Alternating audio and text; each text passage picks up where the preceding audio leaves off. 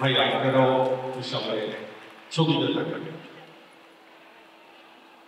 আসলে এই সেক্টরটা বা এই ডোমেইনটা আমার জন্য একেবারে নতুন, কিন্তু যখন আমি আমন্ত্রণটি পেলাম, সালাম সাহেবের আমন্ত্রণটি পেলাম, তখন আমি I did not have a second thought because I know what he has gone through.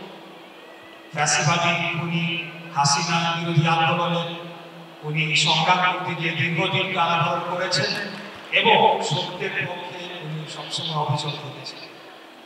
Secondly আমি আজকে অত্যন্ত গর্বিত বোধ করছি, আনন্দিত বোধ করছি যে একজন লেজেন্ড, আমার বয়সী একজন তরুণ আমি আজীবন সম্মাননা তুলে দিতে পারছি। আমি মনে করি এটা আমার জন্য অত্যন্ত সৌভাগ্যের একটি ব্যাপার এবং একটি স্মরণীয় দিন হয়ে থাকবে অবশ্যই।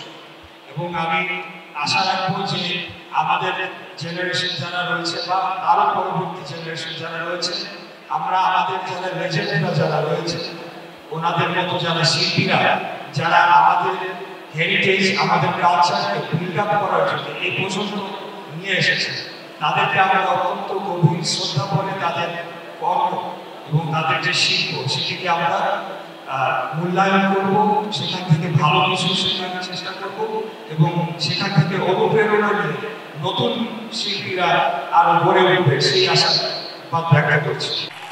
বাহ, অসাধারণ একটি মুহূর্ত, আমার ভালো লাগছে।